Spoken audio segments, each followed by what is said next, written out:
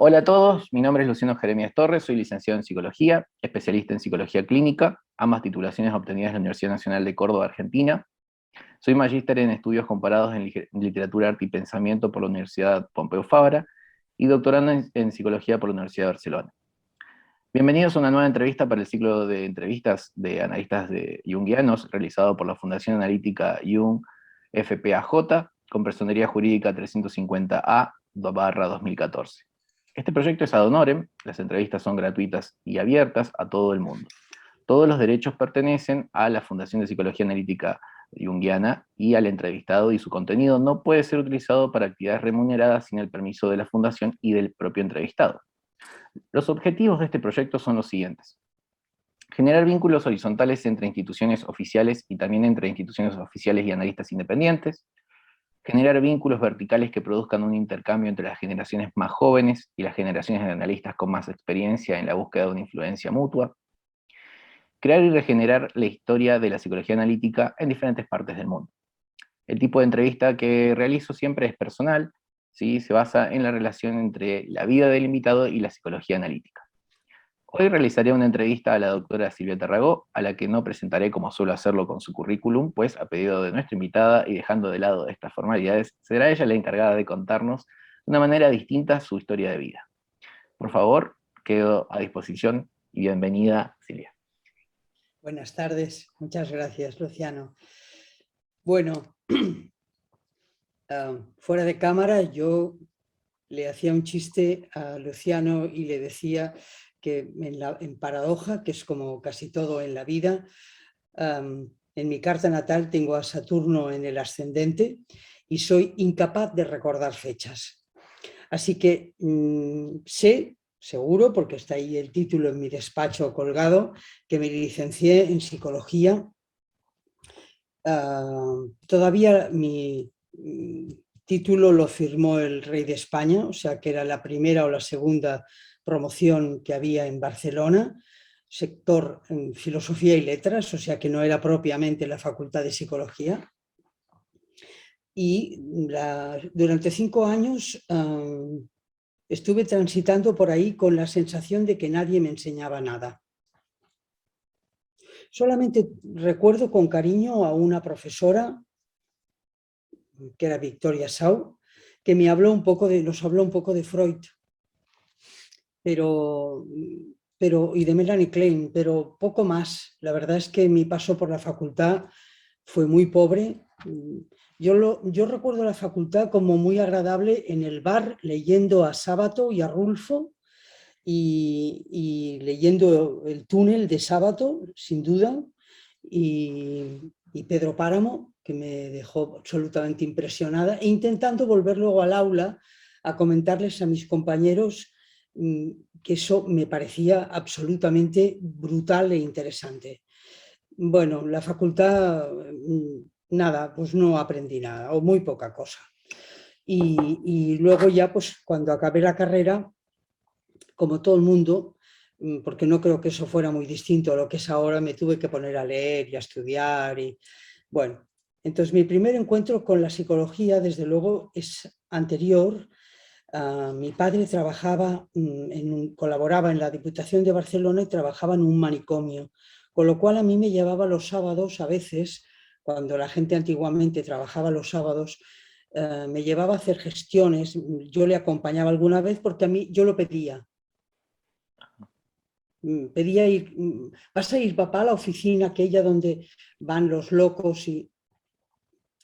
Pero mi madre me miraba mal a mi padre, pero al final, bueno, mi padre, como veía que a mí me gustaba y él era muy compasivo, pues me decía que sí y me llevaba allí. Entonces este hospital psiquiátrico, que ahora ya no existe, tenía unos pasillos muy largos y había, para mi recuerdo infantil, era como esas películas de Fellini, donde está lleno de personajes como de circo, un loco que pintaba animales marinos con un punzón en un pasillo, un cleptómano con boina que parecía realmente feliniano, que robaba a una señora muy obesa, que tenía las manos llenas de anillos. Bueno, a mí eso creo que como siempre me han gustado que me cuenten historias, Yo tenía una abuela maravillosa que me contaba constantemente historias. Creo que eso ayudó y colaboró a que yo le tuviera mucho respeto a la imaginación. Después, años después, cuando conocí a Hillman, me di cuenta que estaba muy bien conectada con las historias y que lo que también Milton Erickson, yo estudié terapia familiar, me gustan mucho los terapeutas que cuentan historias y que permiten que se cuenten historias. No, por supuesto, Jung cuenta historias y esa bronca que le pega a la señora von Franz cuando dice, habla sobre la luna y Jung le dice, no, esta paciente ha estado en la luna, esa veracidad de las historias a mí me ha acompañado mucho antes de saber quién era Jung y quién era Hillman. Y sí, es verdad que me guió Borges, me guió Sábato y me guió Rulfo, sin duda. Fueron mis primeros. Yo siempre hago leer a mis pacientes porque evidentemente en la literatura está toda la psicología. Creo que la formación de los psicólogos tendría que ser literaria, absolutamente literaria. Tendrían que leer novelas, porque mira, no hay nada mejor para entender la histeria que leer Madame Bovary, o incluso ver cine, porque ves Lo que el viento se llevó y Escarlata O'Hara es de manual. Entonces, creo que la literatura y el cine darían una formación mucho más profunda a los terapeutas que leer funciones cerebrales que total al alma le dan absolutamente igual. Así que yo durante un tiempo, bueno, pues salgo de la facultad y me pongo a buscar, como supongo que yo espero que este vídeo pueda servir para algún estudiante de psicología joven que no sepa a quién dirigirse y que le parezca todo muy raro y que le parezca que Freud es un hombre densísimo y como de otro siglo, que lo es, pero es muy buen escritor y es muy buen narrador. Freud es un hombre muy denso, pero es un gran literato. Los casos clínicos narrados por Freud son verdaderas historias de señoritas del siglo XIX. Y que se anime, por supuesto, a leer mucha literatura, que si es necesario no vaya a clase y se vaya al cine a ver películas, sagas de héroes, películas complicadas, con películas más historiadas, da igual, pero que vea mucho cine clásico, porque el cine y la literatura le darán un muy buen bagaje, muy buena base, para cuando luego lea un libro de psicopatología y quiera entender lo que es la depresión y haya leído a Dostoyevsky. Entonces entenderá perfectamente lo que le pasa a ese pobre ser humano, porque ya se lo ha contado antes Dostoyevsky, muy bien contado. Y es más entretenido que un manual de psicopatología. Entonces yo salgo de la facultad y un día me entero que viene un psiquiatra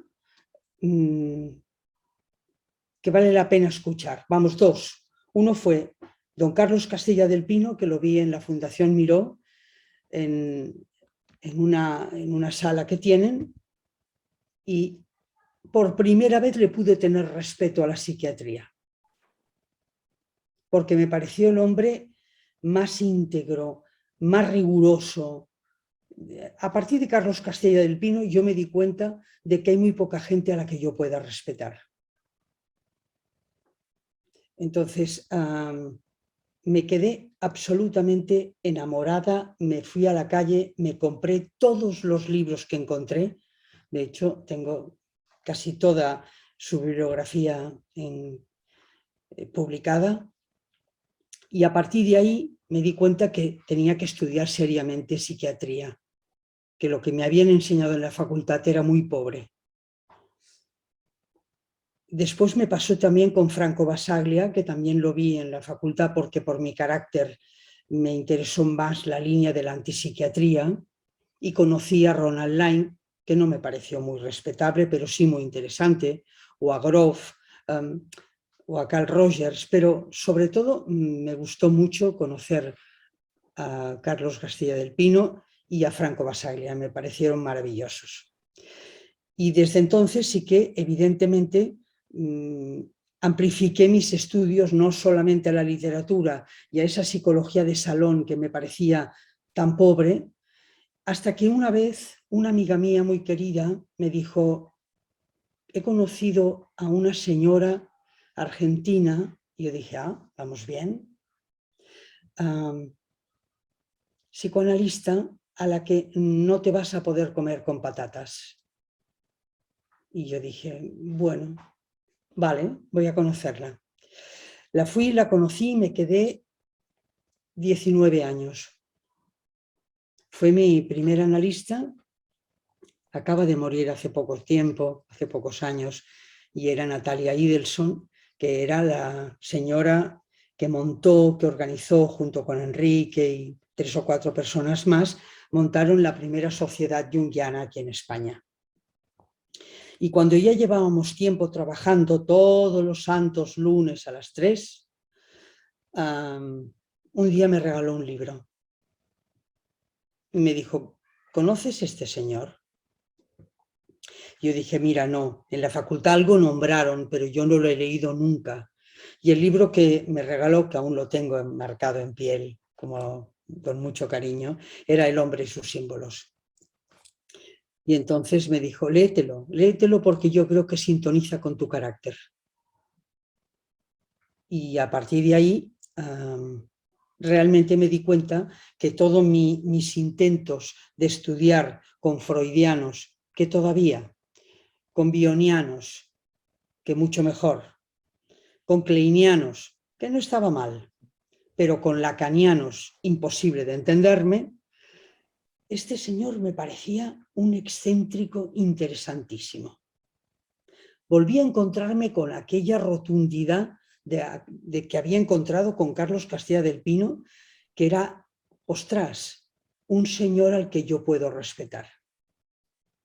Porque si solo tenían la rigidez de Freud, era como, yo he visto mucho teatro, y era como cuando un día la primera actriz se despista y le ves el agujero en la media. Para mí, leer a Freud era como verle el agujero en la media.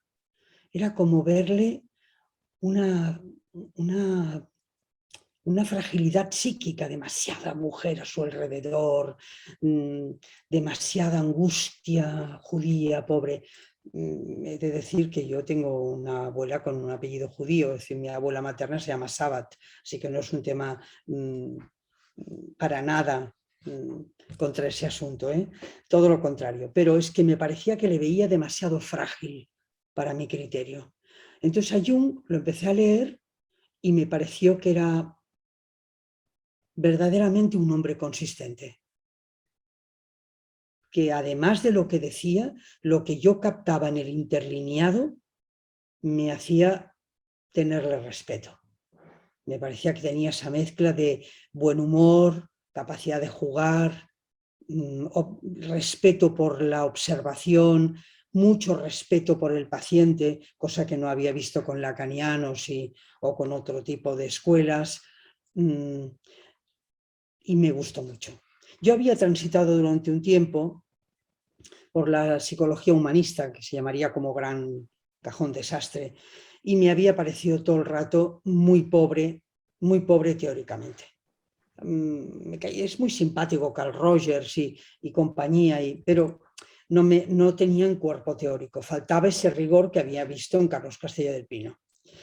Y Jung lo conjugaba, porque lógicamente tenía una apertura para hablar de extraterrestres y hablar a la vez desde un hospital psiquiátrico. O sea, era el primero que hablaba y que se enfrenta a la psicosis de una manera que no era de expulsión, de condena, digo de condena porque el diagnóstico y la distancia es una condena, y que escuchaba aquello como eso, como dice Hillman, con un mundo imaginal, o Corbin, que por primera vez me parecía crucial.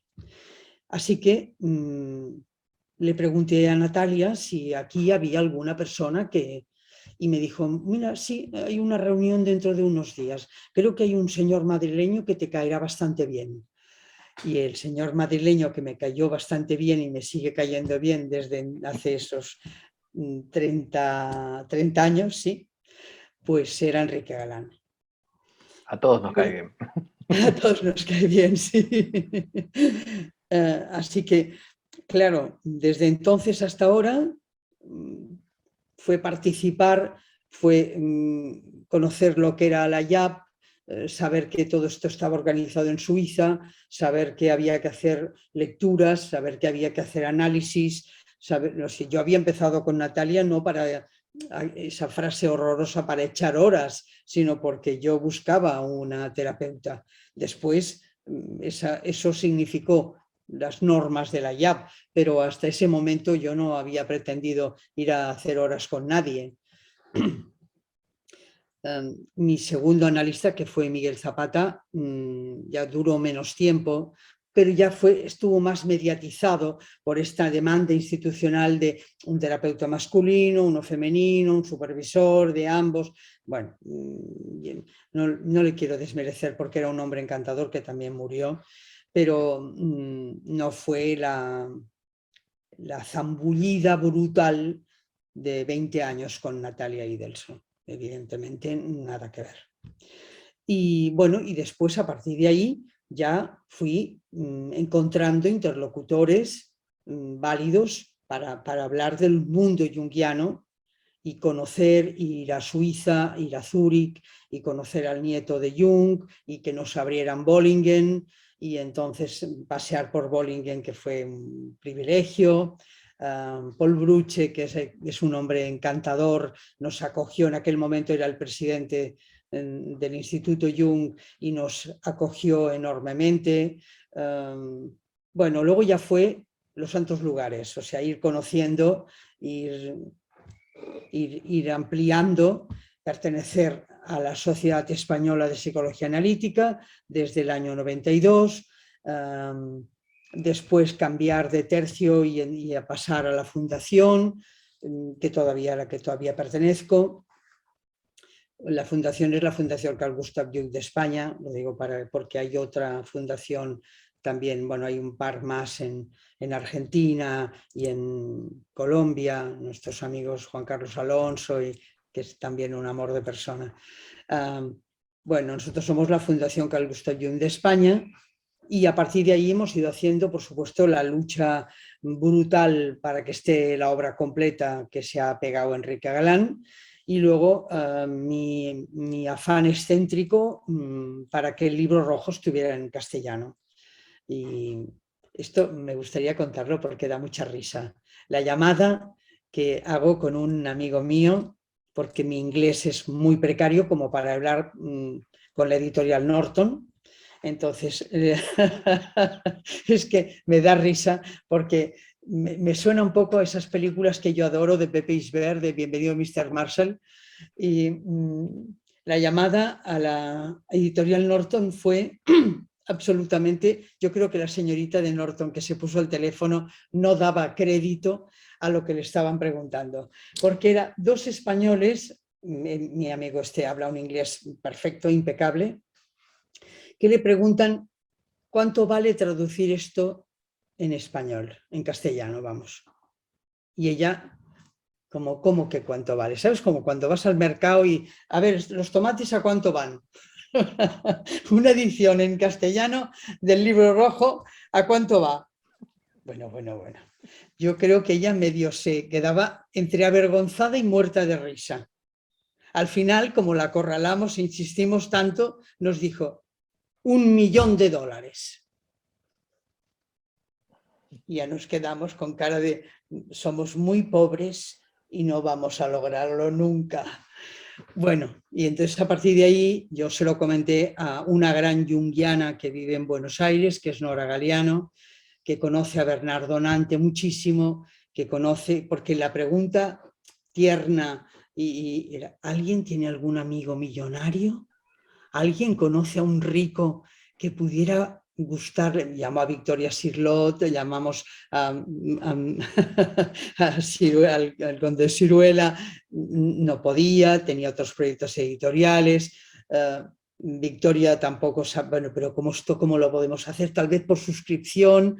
Bueno, hasta que Bernardo dice, yo conozco una persona con dinero que seguramente es culta, refinada, interesada, que es la señora Costantini, que posiblemente nos ayude. Y así fue como se editó el Libro Rojo en castellano. Pero la primera llamada a la Norton, bueno, a mí me parece esas cosas como mi manera de conocer a Hillman, que cuando nos vamos de un momento concreto de una sociedad y queremos montar otra, éramos 9 y la YAP pide que seamos 10. Y entonces yo me hago la chula y digo, pues que sea Hillman. Y entonces todos se ríen, Enrique, sí, hombre, bueno, vale. Bueno, ¿qué perdemos? Si nosotros estamos en el mundo del alma, ¿qué más da? Vamos a preguntárselo. Y entonces le escribimos a Hillman, pero claro, yo no tenía su dirección, comprenderás. Entonces le escribimos a todo, esto fue muy bonito, cómo las cosas realmente, porque le escribimos a donde sabíamos que había hecho algún trabajo, pues al Instituto Campbell, a Connecticut, a Dallas, a la editorial Spring, que ya cerró. Fuimos escribiendo el mismo mail que se titulaba Mensaje en una botella, porque claro, a ver si le llegaba. Y le contábamos el asunto que necesitábamos y yo le decía, bueno, yo sé que a usted esto le parecerá delirante porque usted no me conoce de nada, usted no sabe si yo soy una delirada y soy de fiar, pero le aseguro que soy de fiar. Bueno, al cabo de 3 meses, una noche llegó del cine, además por la noche, que no podía llamar a nadie, y entonces estaba con mi perro y abro el correo electrónico, ¡ping! Y James Hillman me dice, ok, os ayudaré. No me lo puedo creer. Y entonces, justo por las sincronicidades de la vida, aquel verano, el congreso de la IAP era en Barcelona ciudad. Y Hillman venía. Y me preguntó si conocía algún hotel alejado del congreso para no aguantar la cosa histérica del congreso. Casualmente, bueno, no es casualmente, sincronísticamente, mi casa estaba en la manzana de al lado del Congreso. Y le dije, ¿quieres venir a casa? Yo no estaré porque yo no puedo entrar en ese Congreso, pero estoy vetada, pero tú no. Y así nos hicimos amigos. Entonces vino a mi casa, él y su señora, monísima, la Margot, y a partir de ahí nos hicimos muy amigos y lo fui siguiendo y conociendo y conversando cuando hacía cosas por Europa, que era muy a menudo, sobre todo por Italia. Y ese fue, yo marco hitos, Carlos Castilla del Pino, Jung, Enrique Galán, Hillman. Son 4 varones, los únicos 4 hombres junguianos a los que yo he podido respetar.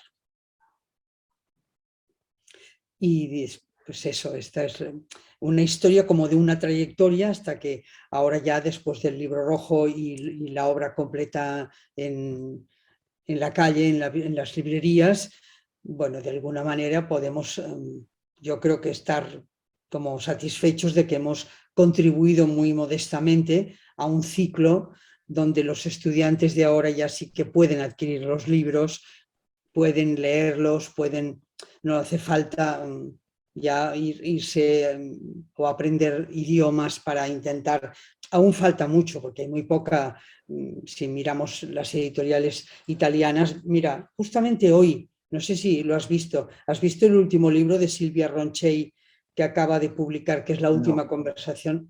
Yo ya le he pedido a la editorial para que me lo manden, porque es Hillman, cuando se muere, unos días antes de morir, acepta conversar con Silvia Ronchey.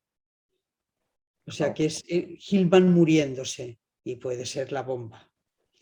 con lo cual lo acaba de publicar ella y está en italiano, pero bueno, más o menos podemos intentar entenderlo y convencer luego a Jacobo Siruela a ver si pide los derechos a Mondadori y por favor lo edita en castellano. Pero sí, a pesar de que no está, por supuesto, no tenemos el bagaje que tienen los portugueses o los americanos o los italianos sobre bibliografía junguiana, no está mal tener las obras completas y tener el libro rojo, que está muy bien. Así que esta es un poco la trayectoria. Yo no sé más fechas, que no me acuerdo de nada más. Próximamente también se vienen los libros negros, así que Sí, también vienen los libros negros, por suerte, qué bien. de la mano de la misma. De la mano de la misma señora generosa que ayuda a que no seamos tan incultos en el mundo junguiano, es verdad, es verdad. Así que Me quedé pensando en algo que comentaste al principio, que, que me pareció como muy significativo, que tiene que ver con que mencionaste que tu abuela era una gran contadora de historias. ¿Qué tipo de historias te contaba o qué tipo de cuentos? se los inventaba. Ah, Se los inventaba, pero mira, tenía una frase cuando, por ejemplo, yo le ayudaba en algo de coser, decía, esta es la hebra de María Moco, que cosió 7 camisas y aún le sobró un poco. Entonces y contaba historias muchas historias de campesinos que habían ido a hacer alguna aventura y entonces se habían encontrado alguna cosa extraña. Había siempre alguna cosa sobrenatural, una luz, un sonido, algún ruido, nada muy tangible. Y después le habían puesto pruebas. Había muchas pruebas, como ella era una mujer sencilla, muy mona, con unos ojos azules preciosos, acuáticos. Había pruebas de oficios, costureras. Su padre hacía zapatos a medida. Entonces conocía muy bien los materiales, el cuero, la batista de lino. Era una sensual importante, era una grandísima y maravillosa cocinera. Y, y entonces todos los materiales le servían para contar historias. Historias de sastres que cosían camisas maravillosas, especiales, de una tela que no se encontraba, de zapateros que hacían unos zapatos que permitían bailar toda la noche. No, era la bomba. Porque como estuve muy enferma de pequeña, yo viví con ellos, por suerte para mí. Y entonces ella se le había muerto una hijita cuando era pequeña y entonces creo que pudo reparar el dolor por la pérdida de aquella niña, porque mi madre y ella y esta hermanita eran las dos hijas únicas y esta niñita se le murió de pequeña. Y cuando luego yo estoy enferma y me tiene ella que cuidar, creo que pudo desplegar todo aquel duelo y reparar todo aquel duelo a través mío, cosa que claro, para mí fue el privilegio máximo, la bomba, y estoy absolutamente agradecida a los dioses que me permitieran estar con esta señora maravillosa.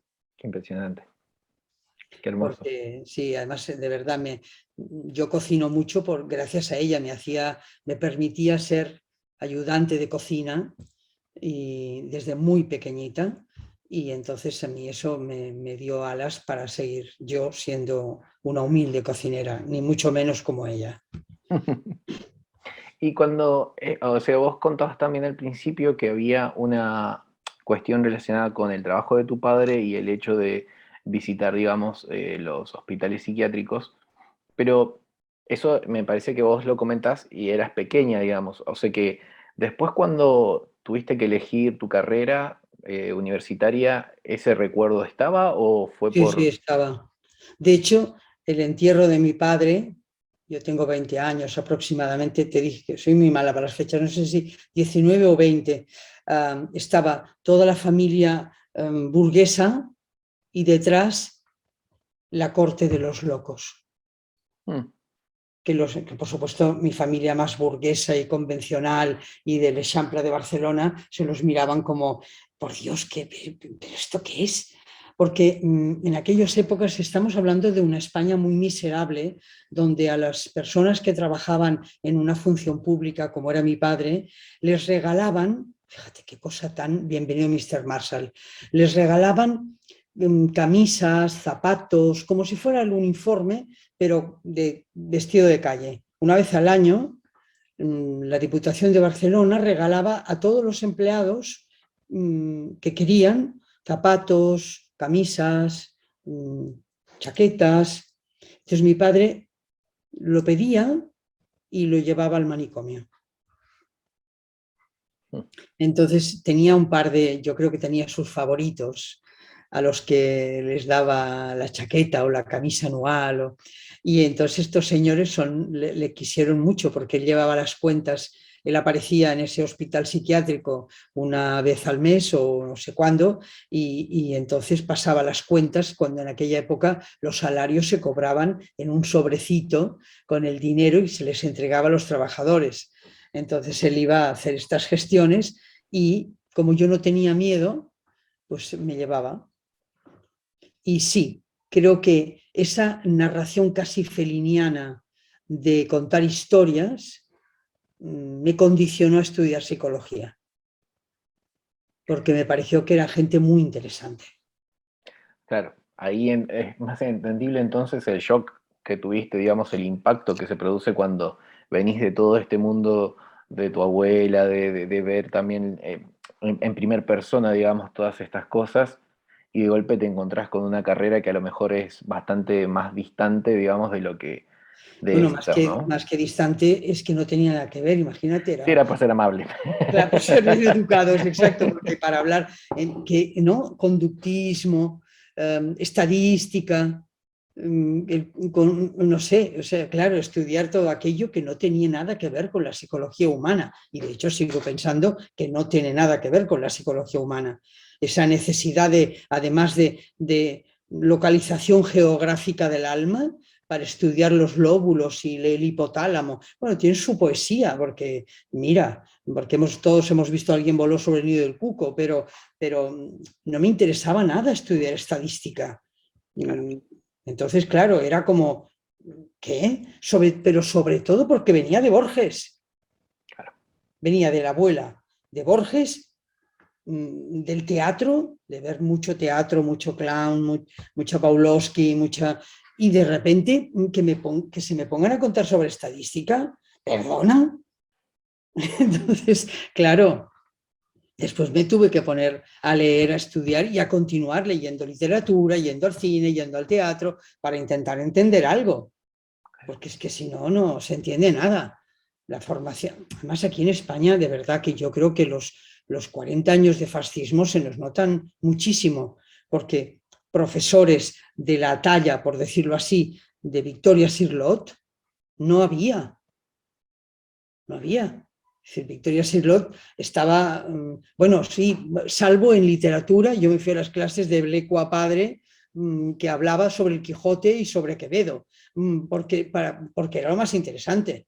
No, todos los grandes profesores que habían podido ser los tal vez ya jubilados o a punto de, pero estaban exiliados, se habían marchado todos a México, por Europa, sí, claro, todos en Sudamérica, Argentina. Entonces no había una base, todavía yo creo que se nota un sustrato cultural de cultura, de base, de lectura, de tradición, como se nota en Francia o en Alemania o en Inglaterra incluso, que tienen una madera noble detrás de bibliotecas, de estudio, aquí no estaba esto, y menos en psicología, que ya es joven de por sí, solo faltaba eso.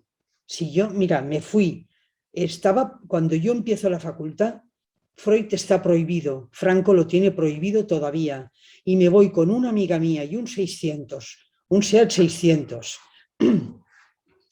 a comprarme las obras completas de Freud a Perpiñán, pasando unos nervios de que no nos pararan en la frontera.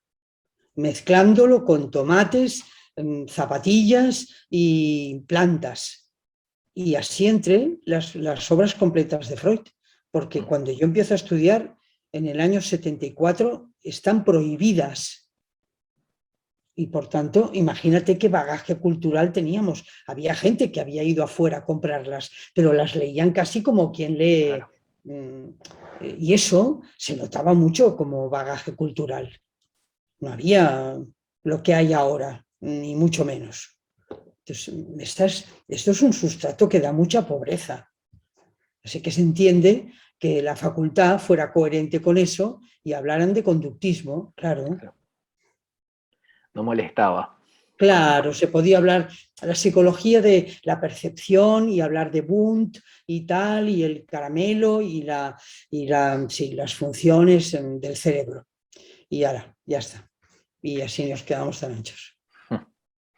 Ahora, haciendo un salto, volvemos a ¿cuántos días duró este congreso en Barcelona donde vino Hillman?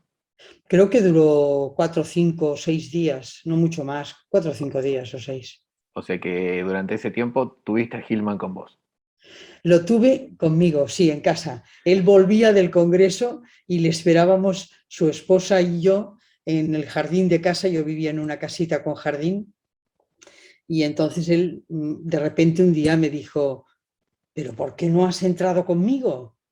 Y yo dije, porque estoy vetada, ya te lo he dicho. No, no, tengo prohibida la entrada. Entonces fue muy gracioso con ese carácter que tenía Hillman. Fue a la persona que dirigía el congreso y le dijo, yo soy el obispo de este asunto ya. Tú eres un padre. Este señor que no me dejaba entrar se llamaba Pera. Pera en francés es padre, y creo que a veces Hillman igual lo cruzó y pensó por el padre, ¿no? El padre. Pensó que era, como en el mundo junguiano hay muchos sacerdotes, pensó que era un sacerdote y le dijo, tú eres un sacerdote, pero yo soy un obispo. Así que me vas a tener que explicar por qué has vetado a personas que no pueden venir. Y lo violentó, pero yo le dije, no, no, no, no, no lo compliques, déjalo estar. A mí me interesa. Y entonces me regaló, los tengo, sus apuntes de la ponencia. Tengo el original de la cúpula azul, que es lo que Wow. presento en el Congreso. Y me dijo, mira, te voy a regalar, es una fotocopia, no pasa nada, pero está firmada por mí y con las notas que tomé, y te lo regalo porque me sabe muy mal que haya unas cuantas personas que por estos líos institucionales no hayáis podido entrar. Y Y como persona, cuando estaba, digamos, ahí con vos, además de la parte esta, cómo lo recordás? Hillman era un águila. Si has visto fotos, Sí, tiene mirada de águila. Pero yo realmente creo que es como tantas otras personas, ¿eh? Pero le puedes respetar porque la obra y la persona hay coherencia, son sinceros. Realmente Hillman mantenía el espíritu puer en todo lo que hacía. O sea, claro, entonces sintonizó con mi capacidad de jugar o con mi espíritu de jugar y nos pasamos el rato jugando con la palabra o jugando con la ironía. Yo creo que en la segunda conversación, cuando baja del avión, me pregunta, ¿a ti qué te parecía la cara de Franco? Y yo, que no se me había ocurrido, le dije, ay, creo que tenía cara de culo de gallina, ¿no? Y entonces continuamos charlando. Ese era el estilo de bromas constantes de poder saltar de hablar de algo muy en serio a todo el rato seguir jugando, que es uno de los espíritus que a mí, mi daimon me sopla, no dejes de jugar. ok. Y todas estas cosas que me contás, ¿vos cómo sentís que han ido influyendo sobre tu clínica? No para hablar de casos en particular, sino para hablar en general, digamos, de cómo trabajás, cómo trabajaste, cómo fue cambiando tu Sí, forma. es verdad que Cuando conocí a Hillman, mi ortodoxia o mi manera junguiana clásica se puso en crisis. Es verdad que me pareció que ahora, para contar un secreto, ahora que no nos oye nadie, en la estantería no pongo a la Von Franz al lado de Hillman, no fuera caso que se enfaden. Entonces el puer que yo había leído de la pobre María Luisa, con sus sandalias y calcetines, se quedó arrinconado porque el pensamiento de Hillman me abrió una manera absolutamente distinta de trabajar. Ya no estuve todo el rato esperando encontrar o reconocer los complejos y ver cómo se desarrollaban y ver cómo las fases de la elaboración del análisis en el camino de la individuación y del sí mismo. Me olvidé bastante de eso y me quedé más a sostener las historias que te cuentan cuando llegan, las historias que le parece a la persona que son lo que le ocurre. Empecé yo a contar más historias. Creo que mis pacientes te dirían que yo cuento historias y como Milton Erickson cuento historias también de otros que pueden ser, por decirlo así, ejemplificantes. Pues me acuerdo de una vez una señora que se le incendió la casa y entonces lo que hizo fue, porque las personas son muy creativas y delante de los conflictos a veces me han contado cosas que realmente la realidad supera la ficción. Y entonces se me ocurren y me acuerdo, yo que tengo tan mala memoria para las fechas, pero me acuerdo absolutamente de sueños que me han contado hace 30 años. Para eso tengo una memoria rara y portentosa.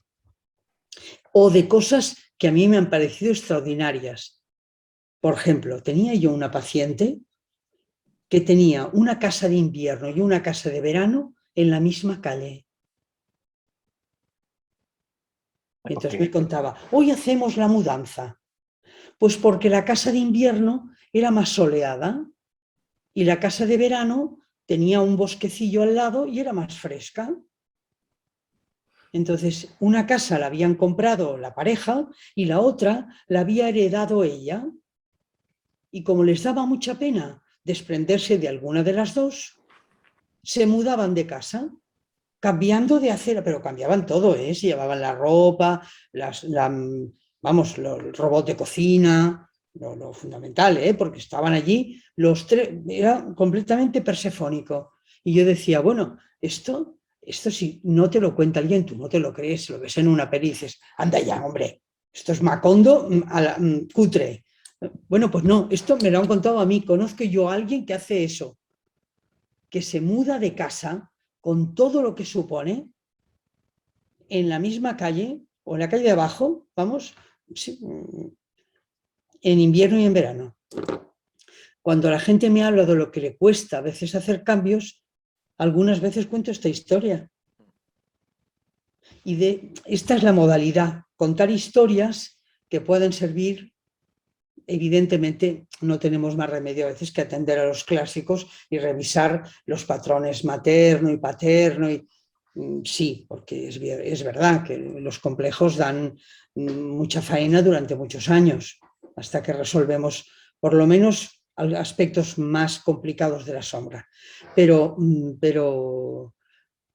permito muchas historias y las promociono y las promuevo y las explico. Normalmente son historias arquetípicas actualizadas. Si hablo del héroe, por supuesto, no le hablo a mis pacientes de Campbell, salvo que sean tengo un grupo de estudio de gente maravillosa, absolutamente excéntrica y única, que están dispuestos a estudiar y a entender, digamos, más de una forma clásica, pero al paciente que llega y no sabe ni tiene por qué saber que yo soy junguiana, lo que hago es contarle aquel arquetipo que me parece que le resuena o que le está emergiendo excesivamente en su vida, contárselo con alguna alguna narración, alguna película, alguna cuestión que esté actualizada y le invito a que lo lea, que vea esa película y a partir de ahí trabajo, sostengo la imagen que diría Hillman. Bastante Trabajo interesante con esto. sueños, claro, trabajo con sueños todo el rato, ¿eh? Pero, pero intento llevar a la persona al arquetipo sin que se dé ni cuenta. Claro.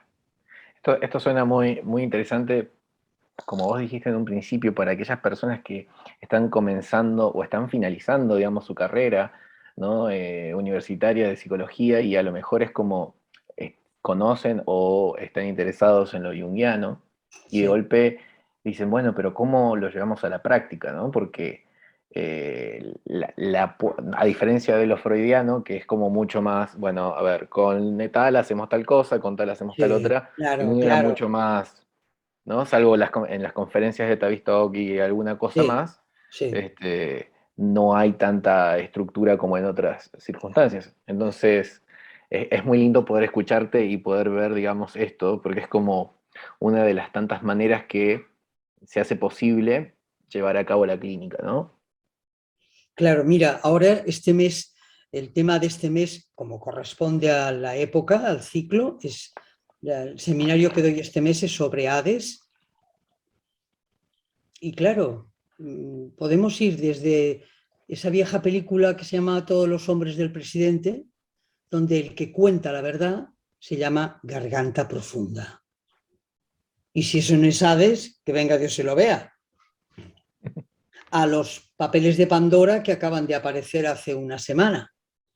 O sea, Hades está presente.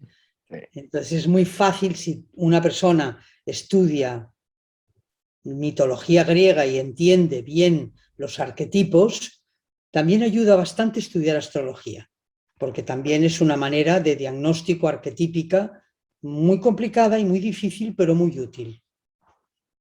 Cuando, perdón, cuando vos llevas, digamos, a estos grupos o a estos lugares donde trabajás de una manera, por decirlo, más teórica o más académica, ¿sobre qué temáticas te ha gustado en las diferentes etapas de tu vida trabajar específicamente en relación a la psicología analítica? Es verdad que al principio con Enrique hacíamos hace muchos años, muchos, como dice un amigo mío, en 1712 o 13, hacíamos lo que se llamaba los sábados junguianos y preparábamos, digamos, la ortodoxia, la evolución de la obra de Jung y íbamos tocando tema por tema, digamos, continuando una formación. Estos últimos años, yo como ya soy bastante vieja, y eso me permite una libertad estupenda, empecé mucho antes de la pandemia con los pecados capitales porque me parecía que eso, que era verdad aquello que habían dicho, que los dioses ahora son los síntomas, están explicados a través de los síntomas y que valía la pena atender a los pecados capitales. Y empecé todo un trabajo con los pecados capitales que ha durado bastante tiempo.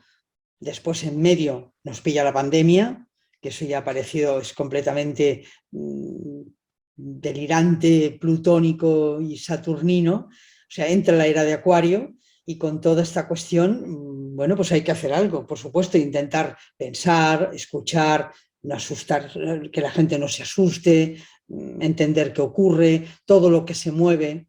Eso decía siempre mi abuela, ¿no? Que en la guerra se dio cuenta que salía lo mejor y lo peor de los seres humanos. Y entonces ver cómo salía lo mejor de los seres humanos ha sido estupendo.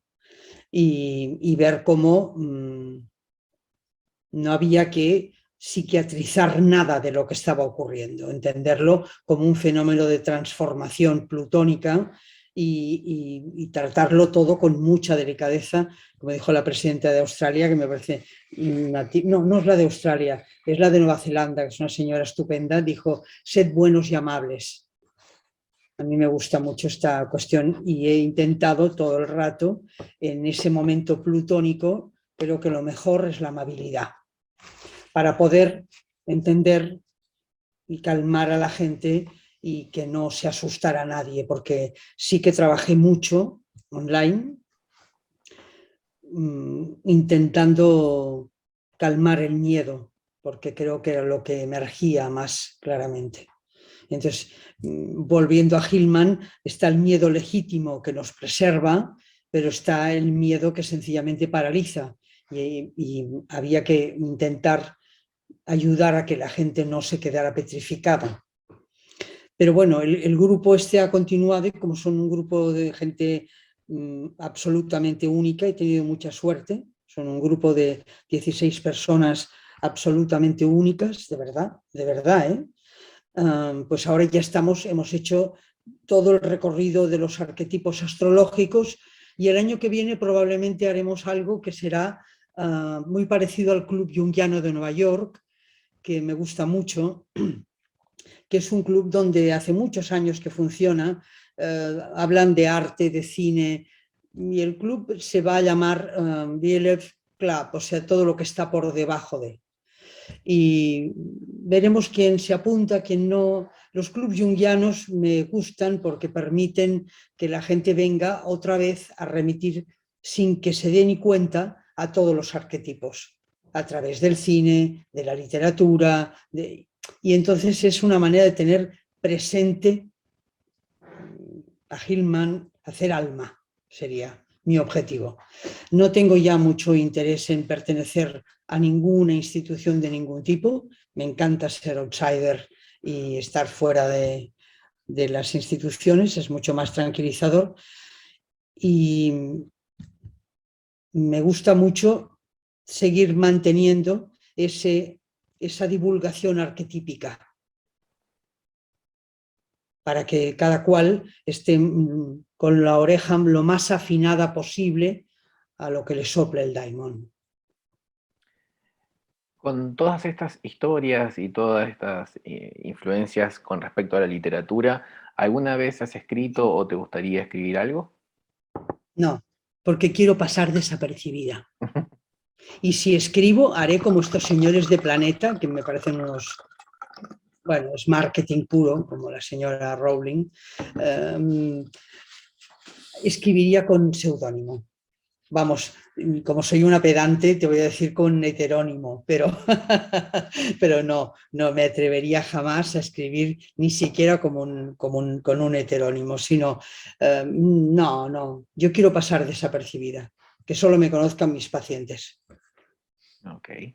Y he aceptado esta entrevista, porque esto es una contradicción a lo que estoy diciendo, solamente porque yo me sentí muy sola cuando era estudiante. Y porque solo que puede ayudar a que un estudiante de psicología encuentre un caminito, ya habrá valido la pena salir del anonimato. Entonces podemos volver a eso. Si tuvieses que hablarle de manera directa en este momento a un estudiante de psicología de esta zona, ¿no? Que tiene sus características especiales, porque ya sabemos que en Argentina es una forma, en Alemania es otra, bueno, en Francia es otra y así. ¿Qué le dirías para calmarlo un poco? Porque, claro, todos sabemos la ansiedad que genera, ¿no? Y además hay toda una serie de requisitos acá muy particulares, etcétera, etcétera. ¿Qué le transmitirías? Yo le diría que no se preocupe demasiado al principio por todo el tema de la documentación institucional, salvo por el título universitario que le permitirá legalmente ejercer, y que se ponga a leer y a leer. Y si no tiene mucho dinero, que vaya a la biblioteca, que ahora ya están los libros. Y que si es un poquito más pirata, los encuentre por internet, que también hay mucha gente muy generosa que ayuda cuando el estudiante no tiene dinero. No es lo mismo que poderlo tener en papel y subrayar, pero tiene el recurso. Yo le diría que lea, le diría que vaya mucho al cine, mucho, que vaya mucho al teatro, mucho, que se saque bonos, que busque recursos, maneras. Ya sé que vale mucho dinero para un joven, pero que pida a ver si pueden compartir una plataforma como Filmin con 3 amigos más para poder ver mucho cine.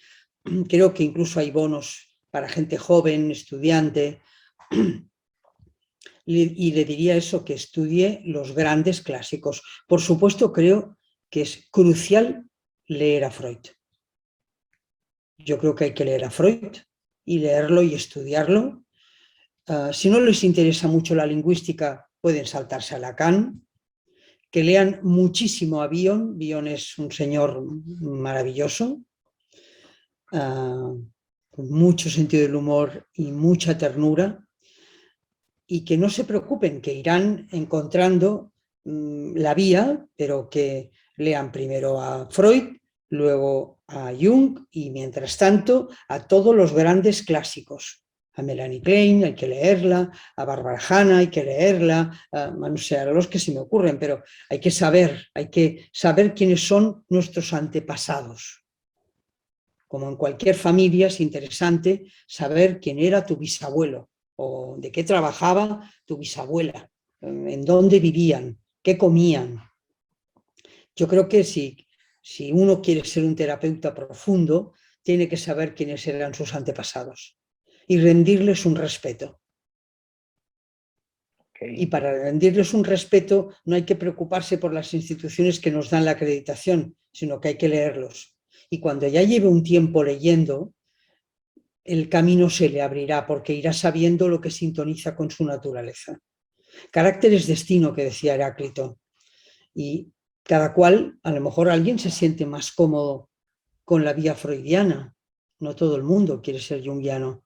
Hay que tener un cierto estilo, como hay que tener un cierto estilo para ser gilmaniano.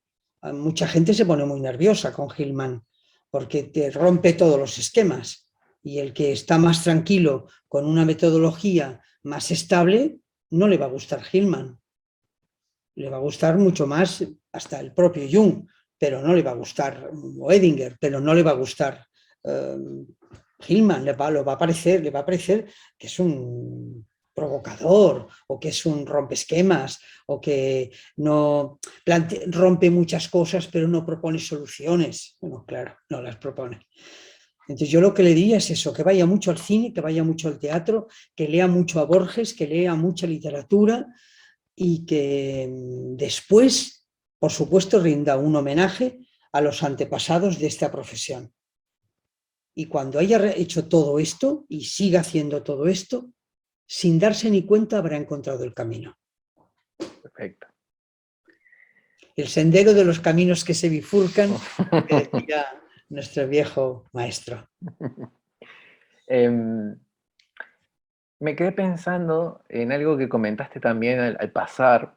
Dijiste que en cierta época de tu vida fuiste también, hiciste el famoso camino hacia Zúrich y, y quería que me cuentes un poco de tu experiencia, de cómo fue, si fuiste solo o fuiste con un grupo. No, fuimos un grupo de amigos junguianos que estábamos aquí en Barcelona, y yo me llevé a mi hija pequeña, que tenía en aquel momento, ella presume alguna vez porque sale en Bollingen con 2 añitos, allí sentada donde Jung está pescando en el lago y jugando con los caminos de agua, y, y nos acogió, nos ayudó. Ahora no sé si ya creo que no se puede visitar tan fácil, pero no, Paul Bruche nos ayudó mucho, y entonces el nieto de Jung nos invitó a merendar y nos enseñó todas las policromías que habían pintado con la señora Bonfrance, y nos enseñó a Filemón,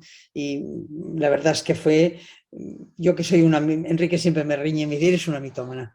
Bueno, pues seguramente soy una mitómana, igual que me fui al cementerio de la Chacarita, pues me voy a los santos lugares y me fui a ver dónde estaba pintado Filemón y cómo se había tocar las paredes del torreón de Bollingen. Y la verdad es que me pareció una casa rarísima, yo que soy bastante poco intuitiva, pero la sensación era de algo muy raro. Había un ambiente, una luz, a lo mejor fue el día, pero una luz rara. Ver la piedra allí, el cubo de piedra, fue raro. Era un domingo, no había nadie en la calle.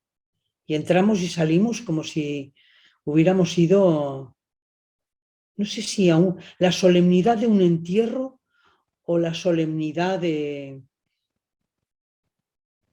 algo solemne. Y salimos como un poco todos en silencio, a pesar de que fueron muy amables y en fin, eso, croissants y un té y muy gentiles.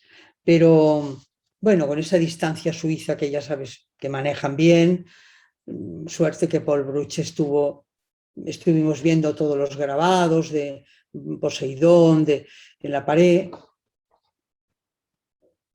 Y luego, como también nosotros no queríamos molestar y estábamos muy agradecidos, pues estuvimos un par de horas y nos marchamos. Y sí, lo recuerdo con una sensación de tarde de domingo, de lluvia y de solemnidad y de silencio. Salimos en silencio. Y yo tuve una sensación sí, de un sitio... Mira, me pasó también en el cementerio judío de Venecia. En el cementerio judío de Venecia tuve, de hecho, me acuerdo haberlo comentado, la misma sensación extraña. ¿Y a qué se lo atribuís eso? No sé, yo la cosa del más allá no la manejo mucho, pero te diría que la casa tenía... O sea, si puedo hablar con Madame Blavatsky y me dice que de verdad la casa está llena de espíritus, yo me lo creo. Claro. Tenía algo raro. Bollinger es raro, ¿Sí? sí. Ok. La humedad también ayuda. Y eso que era agosto, ¿eh? Era verano.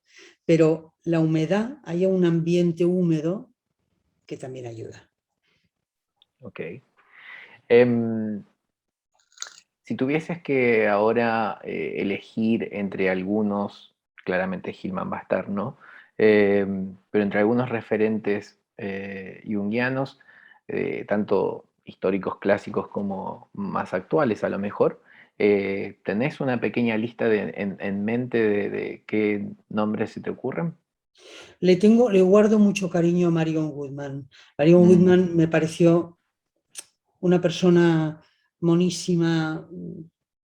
No, no es un gran aporte teórico para mí, pero es como una pequeña perla que encuentras en una cajita y dices, bueno, no es un collar que vas a presumir de, no, pero me parece muy bonito. Es una pequeña perla muy delicada, Marion Woodman. Evidentemente ahora, después de los años, la tengo un poco más atravesada, la pobre France, pero reconozco, sí, pobrecita, pero reconozco que en su momento empezar a leer toda la manera sistematizada en la que mira los cuentos de hadas me fue muy útil y le estoy agradecida también. La señora Jung también me gusta mucho el trabajo del Grial, es maravilloso. Tiene una profundidad y un rigor que me gusta mucho también. Le estoy agradecida a la señora Jung. Mira que se me van a ocurrir chicas, qué cosa. es que hay, Hay muchas, sí. En cambio, los señores jungianos, hombre, Edinger me parece un plasta, muy pesado. Porque como habla así de lento, que parece que te vas a dormir cuando acaba la frase, no me aburre mucho. No, yo creo que me quedaría con estos así. No me interesa nada las nuevas hornadas, lo siento porque me examinó, pero no me interesa nada, no me aporta nada Verena Cast, no, todo esto, no. Y Bueno, algunas de otras, algunas personas de otras bueno, escuelas espera, que me como... estoy dejando, ¿cómo se me va a poder olvidar el maravilloso señor López Pedraza? Mm, Claro, sí. Rafael López Pedraza, que por cierto lo conocimos aquí en Barcelona, vino a presentar Hermes y sus hijos y me pareció impresionante físicamente. ¿Tú has visto el Come Piedras de la historia interminable? sí, Pues López Pedraza, que de joven había tenido la viruela, pobrecico, y le quedó la piel así muy señalada, como la gente que ha sí, sufrido de viruela, parecía de granito. wow. además de que era enorme como un armario ropero y tenía un vozarrón de una autoridad interna impresionante, yo lo vi y pensé, es el come piedras de la historia interminable. Fue muy discreto, muy callado, muy poco sonriente. Curiosamente creo que se quedó con la inercia que dice él. Y sabes la historia, ¿no? De que se repartieron, cuando echan a Hillman del instituto, quedan, yo nunca sé pronunciar el nombre de Adolf Guggenheim, ¿tú lo sabes pronunciar? A Sí, ver, Guggenheim Craig, ¿no? Es doble. yo soy incapaz de pronunciarlo. Sí, sí, Quedan sí. ellos tres, queda él, queda López Pedraza y queda Hillman. Y entonces Hillman y Guggenheim se ponen a repartir, bueno, como harán, uno hará la edición, las cuestiones exteriores, la divulgación, y entonces se quedan mirando a López Pedraza y le dicen, ¿tú qué harás? ¿Tú qué propones? Y entonces él dice, yo me hago cargo de la inercia. Y eso me pareció muy interesante y muy bonito. Así Ok. que, pues eso.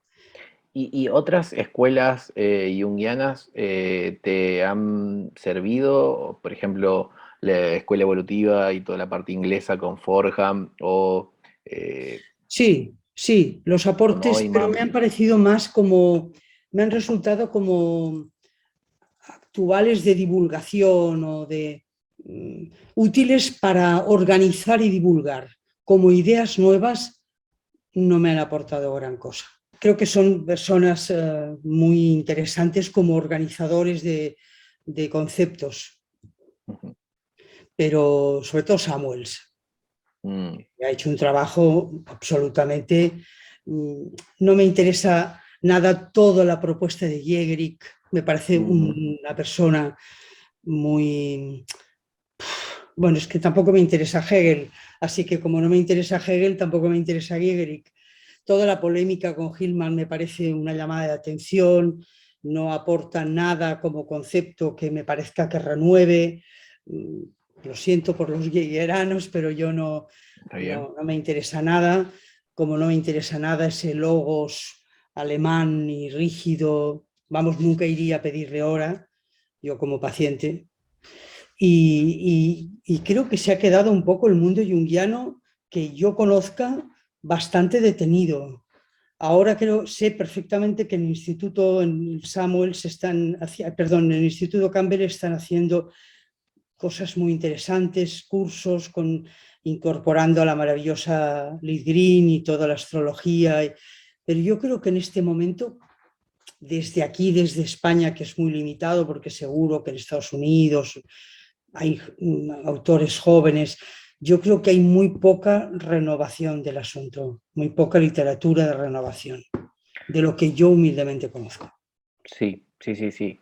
A ver, creo que es un momento en donde, en especial en Latinoamérica, en, en Brasil, en Argentina, en Chile, bueno, en Perú, en varios lugares han reaparecido con mucha fuerza gracias a sus idiosincrasias, han reaparecido o se han fortalecido. De hecho, por eso nosotros hemos tenido en Argentina y Brasil también la Mm, presencia del doctor Sonu Yandasani, mm, ¿no? Hay ahí, digamos, un brote bastante interesante y como siempre son países en donde la psicología analítica y todo lo que sea, digamos, relacionado con lo inconsciente tiene un espacio, ¿no? claro, Pero sí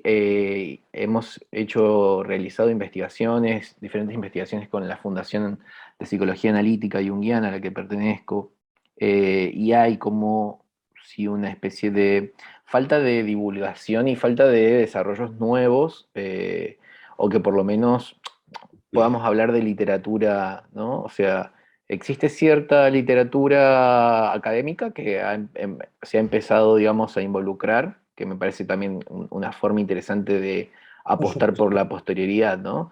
Eh, Desarrollos de Alemania, desarrollos de Inglaterra Sí, y de Estados Unidos, que me parece que son ahí bueno, el Pacifica Graduate Institute, ¿no?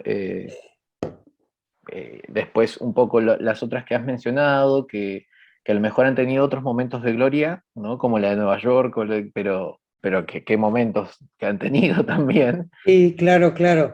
Pero ahora, no sé, por eso digo yo, a lo mejor, claro, si supiera, si leyera en inglés fluidamente y estuviera al orden del día de las novedades editoriales, estoy segura que hay una cierta lectura feminista de Jung y me Mm. gustaría ver estas, hay un par de junguianas norteamericanas que me gustaría mucho poder leer, pero en general yo diría que este boom es del siglo XIX Sí. y ha vivido, digamos, hacia el XX y que ahora no lo sé lo que pasará, pero yo veo que hay poca renovación. Sin embargo, creo que, y acá quiero ver si vos compartís o no esta opinión, creo que las ideas de la psicología analítica en este momento de la historia de la humanidad, en donde hemos atravesado o seguimos atravesando una pandemia y una desconexión, pero a su vez una conexión de otra forma, ¿no? Virtual, tiene mucho para decir. Sí. ¿Vos qué podrías agregar, digamos, si, si pudieras pensar un poco en esto, ¿no? Desde la psicología analítica sobre todos estos acontecimientos? Claro, yo diría que para intentar desapegarse del fenómeno directo y de la instrumentalización que se ha hecho de este problema mundial, porque creo que la instrumentalización habla tanto de qué ocurre como lo que ocurre, o sea, tan importante me parece el virus como la intervención de la industria farmacéutica. Entonces estamos, o el control de los ciudadanos con el pase COVID o las cámaras de reconocimiento. Entonces, a mí me parece que para desapegar de la angustia que puede mucha gente estar sintiendo, en este momento es absolutamente precioso contar historias, contar mitos, porque es real, y ahí se acercan mejor los astrólogos. Lo que pasa que como la astrología como palabra ha quedado tan denostada si no estás leyendo a gente erudita, es mejor no nombrarlo directamente, pero sí que creo que hay una voz infantil del érase una vez que vuelve a activarse cuando tú le cuentas a la gente quién es Cronos. Mira, Saturno ahora parece que está en Acuario, que intenta renovar estructuras. Fíjate en esto, fíjate lo otro. Y entonces Plutón, que era el dios del inframundo y que este virus no lo ve nadie. Entonces a lo mejor están enfadados allí y parece que el mundo, contarlo como se contaba antiguamente las historias de los mitos. Lo que pasa es que, claro, las personas no acostumbradas se quedan con esa historia, es, bueno, ¿y ahora qué? Bueno, y ahora nada. Y ahora seguiremos viendo cómo se mueven fuerzas de cambio. No te asustes, es un momento de cambio, mira a ver cómo te sale a ti colocarte, pero es un momento donde las historias míticas están a la orden del día. Yo creo que aquí ahora pueden hacer cosas muy bonitas y muy interesantes los cineastas, los guionistas de teatro, de cine. Se les pueden ocurrir verdaderamente, si están bien conectados, o sea que tienen esa visión mediúmnica, pueden empezar a contarse historias míticas con una facilidad pasmosa. Ríete tú de Macondo. O sea, va a ser la narración de la captación de que estamos en un momento de transformación social y vital a través de los mitos. Yo creo que sí, que se empezarán a contar historias muy interesantes y películas muy interesantes. Bueno, llegando a este punto, quería preguntarte si hay alguna cuestión que quieras destacar o que se me haya pasado preguntarte y que te gustaría como a lo mejor comentarles a la gente que nos puede estar mirando, eh, algo en relación a lo que venimos hablando o algo distinto. No, se me ocurre decirle a cualquier estudiante que empiece que no se preocupe, que va a tener miedo, que va a estar asustado cuando abra la puerta por primera vez y le dé entrada a un paciente, Mm, que es natural y que, como diría Hillman, ese miedo es prudencia y perfecto. sabiduría, que le va a guiar, que escuche lo que le sopla su intuición y que no pare de ir al cine y también a bailar, porque Dionisos es muy importante. Muchísimas gracias, Silvia. Gracias a ti, Luciano, un placer. Un abrazo Igualmente. bien grande. Chao, chao.